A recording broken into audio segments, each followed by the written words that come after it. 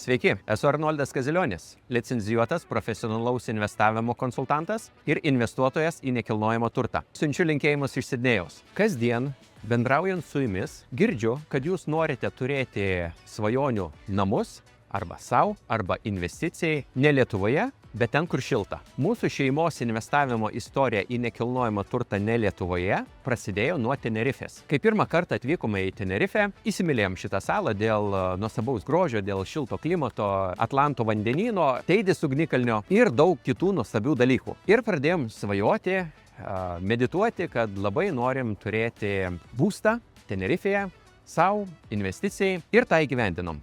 Nupirkom savo pirmąjį nekilnojamo turto objektą investicijai Tenerifėje. Ir mūsų šeimos investavimo kelionė tęsiasi toliau. Galiu pasakyti, kad Dubajų mes įsimylėjome iš antro karto. Kodėl? Todėl, kad Dubajus visame kame nori būti pirmas.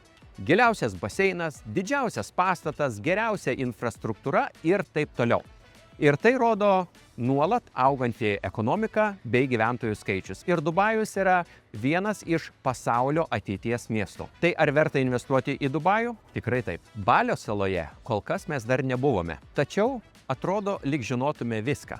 Nes bendraujant su australais, apie 80, drąsiai galiu pasakyti, net ir visų 90% jų keliauja atostogų būtent į Balį. Ir atrodo, kad apie Balį žinome viską. Apie kultūrą, apie papročius, apie maistą, apie vietas, apie pragyvenimo lygį. Žodžiu, apie Balį tiesiog sklando legendos. Ir Balis yra unikali sala, yra sukurta daugybė įvairiausių gražiausių filmų. Ir Balis išsiskiria savo išskirtinumais, savo kontrastais ir tas traukia žmonės iš viso pasaulio šalių.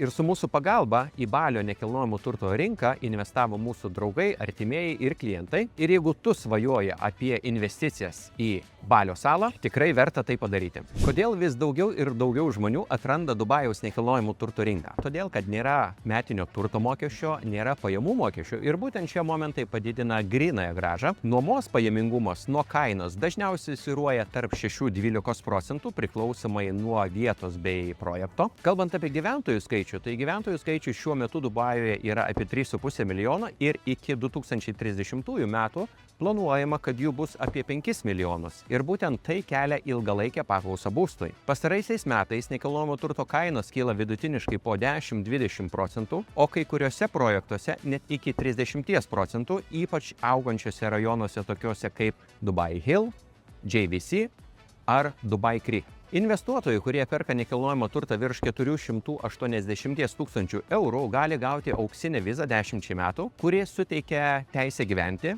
dirbti bei plėtoti veiklą Dubajuje. Kalbant apie Dubajų, apskritai tai Dubajus yra saugus miestas, puikiai išvystyta infrastruktūra, šilta ekonominė aplinka investuotojams ir vis daugiau jie atranda kinai, europiečiai, šiaurės amerikiečiai, britai ir investuotojai iš viso pasaulio. Kalbant apie Balį.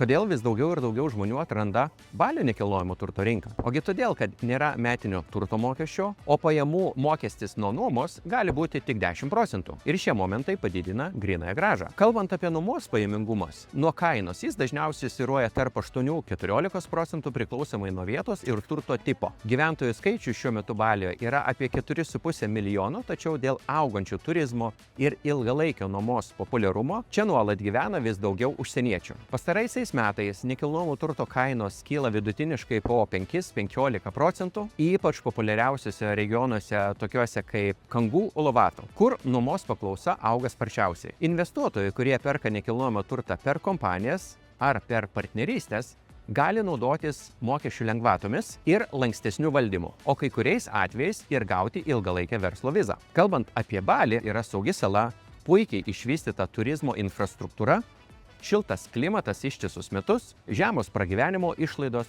ir vis daugiau ir daugiau jį atranda europiečiai, australai, skandinavai bei investuotojai iš Azijos. Investuojant į nekilnojamą turtą Balyje, jūs gaunate pastato, tai yra turto nuosavybę ir žemės nuomos teisę, bet ne pačios žemės nuosavybę. Nebent tai darote per kompanijas. Teisiškai tai yra tvari, populiari ir plačiai naudojama sistema tarp investuotojų. Kalbant apie Tenerifę, kodėl vis daugiau ir daugiau žmonių atranda šią mums visiems puikiai žinomą salą? Todėl, kad nėra metinio turto mokesčio daugeliu pagrindinių gyvenamųjų objektų, nuomos pajamos apmokestinamos 19% ir tai leidžia išlaikyti gerą grynąją grąžą.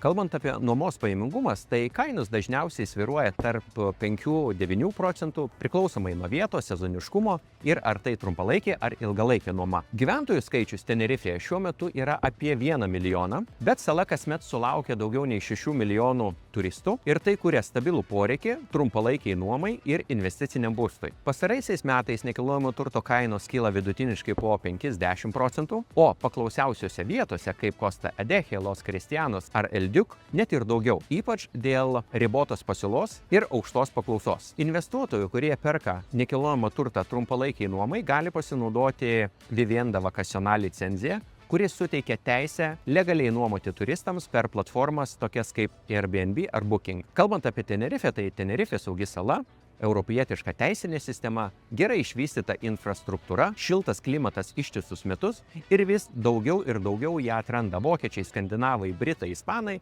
bei investuotojai iš visos Europos. Tai jeigu turi klausimų apie nekilnojamo turto pirkimą šiuose egzotinėse pasaulio šalyse, rašyk man arba Robertai. Paspausk. Okay. Šalių. Gerai, tu negirdėjai. Tausis užkritę nuo ligos.